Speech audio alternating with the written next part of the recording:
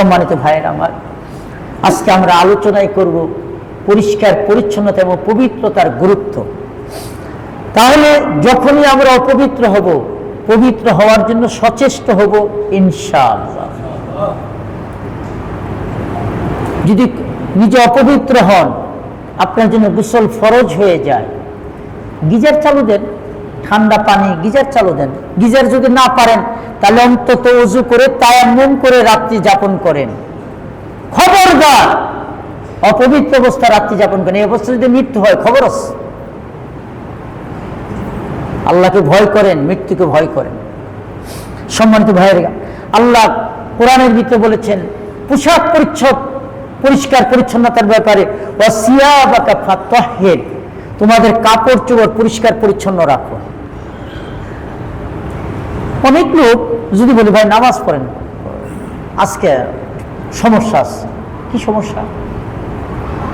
কাপড় পাক নাই, এটা বলে না? আস্তাগফিরুল্লাহ, আস্তাগফিরুল্লাহ।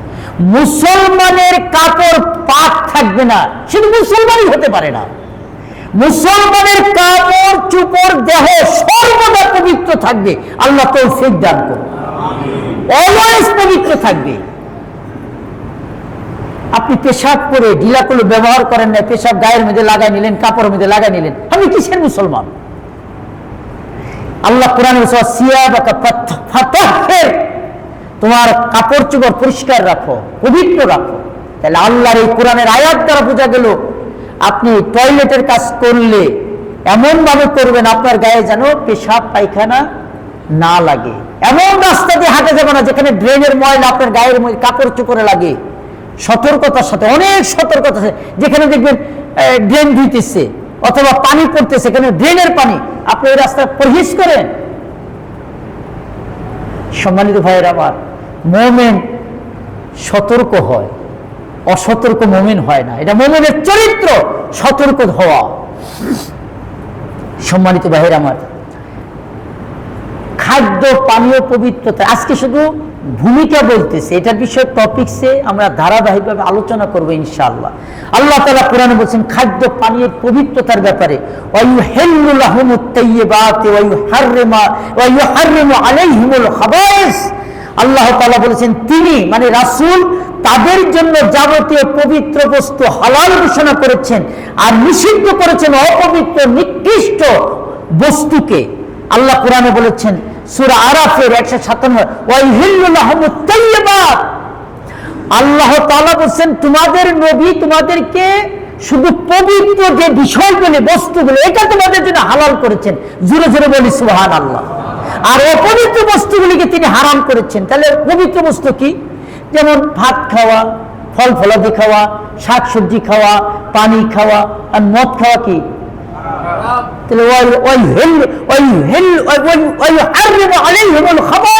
যেটা অপবিত্র নাপাক, এটা তিনি তোমাদের জন্য হারাম করেছেন। তাহলে মদ খাওয়া, সুদ খাওয়া, ঘুষ খাওয়া, অপবিত্র পানি খাওয়া, এগুলি হারাম।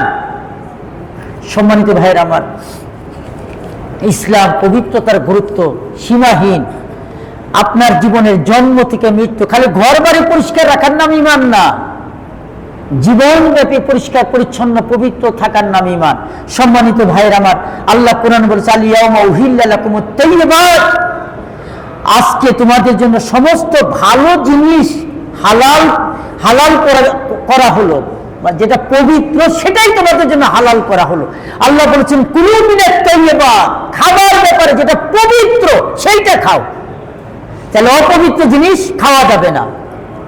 সম্মানিত ভাইয়ের আমার,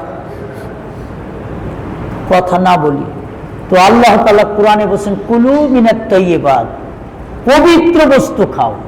আমরা আজকে যে জিনিস খাচ্ছি মনের অজান্তে অপবিত্র বস্তু খেয়ে পেতেছে। এই মাছের মধ্যে ফরমালিন যারা দিচ্ছে কবিরা গুনাহ করতেছে।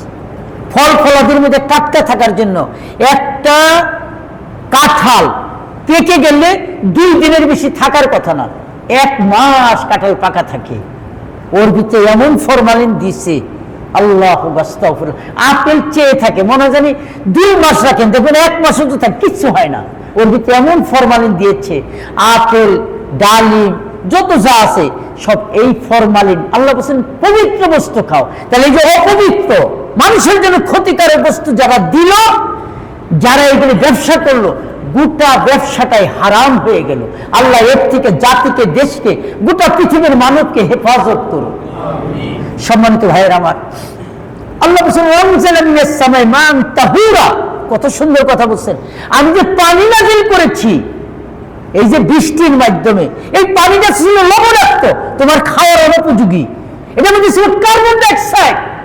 আমি নাইট্রোজেন চক্রের মাধ্যমে, আপনারা যারা সায়েন্স পড়েছেন, বায়োলজি, ফিজিক্স যারা পড়েছেন বা বিজ্ঞান বই পড়েছেন, দেখবেন নাইট্রোজেন চক্র একটা চ্যাপ্টার আছে। আলহামদুলিল্লাহ আমি তো সায়েন্সেরও ছাত্র ছিলাম। নাইট্রোজেন চক্রের মাধ্যমে কিভাবে পানিটাকে আল্লাহ তাআলা, নাইট্রোজেন চক্রের মাধ্যমে আল্লাহ এই পানিটাকে, আল্লাহ নিম্নচাপের মাধ্যমে পানি এনে এটাকে রিফাইনিং করে এই যে বিশুদ্ধ পানির ব্যবস্থা করেন। আল্লাহ বলছেন আনজালনা মিনাস সামাই, আমি পানিটাকে আসমান থেকে নাজিল করি, মা আন তাহুরা, পূর্ণ পবিত্র বিশুদ্ধ মিনারেল ওয়াটার। সুবহানাল্লাহ। তাহলে আল্লাহ পানি দিচ্ছেন বিশুদ্ধ মিনারেল ওয়াটার। আল্লাহ তো আপনাকে চাপিয়ে দেয় না যে না সাগরের পানিতে লবণাক্ত দেয়, ফসল ফলা দিয়েও ক্ষতি হয়ে গেল, এমন আমার এত কাজ কি, আল্লাহর কি ঠেকা হয়ে গেছে? যা সাগরের পানি দিচ্ছে এটি তো বেশি, কথা বল না কেন? আল্লাহর কত কাজ দেয়। তারপর আল্লাহ কত সুন্দর করে যে যাক, আমার নাম রকিব, আমার নাম রহমান, আমার নাম গফফার, আমার নাম রব্বুল আলামিন, আমি তাদের লালন পালনকারী।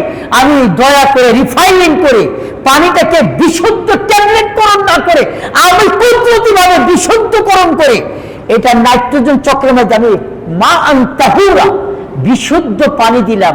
বিশুদ্ধ পানির মাধ্যমে ফল ফলাদি গাছপালা তৈরি করে তারা পবিত্র জিনিস খা। আল্লাহ পবিত্র গাছপালাও বানিয়ে দিলেন, ফল ফলাদি দিলেন।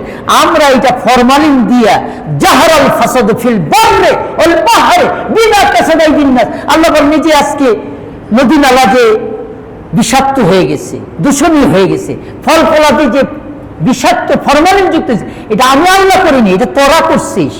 এর দায় দায়িত্ব তোদের। তোরা খলিফাতুল্লাহ, আমার প্রতিনিধি ছিলি, প্রতিনিধি হইয়া আজকে তোরা বিষাক্ত পরিবেশ তৈরি করেছিস। এটা মানুষের হাতের কামাই। তো এর জন্য যারা করতেছেন আল্লাহর কাছে হিসাব দেওয়া লাগবে না? লাগবে না? খালি নামাজ পড়ি জান্নাত, বহুত ঠেলা। সম্মানিত ভাইয়ের আমার, আল্লাহ বলছেন তাহলে আমরা হালাল এবং পবিত্র বস্তু খাবো। আল্লাহ রাসূল সাল্লাল্লাহু আলাইহি ওয়াসাল্লাম বলেছেন তোমরা টাটকা টাটকা বস্তু খাও। টাটকা, তাহলে টাটকা বস্তু খাওয়া সুন্নত। সুবহানাল্লাহ।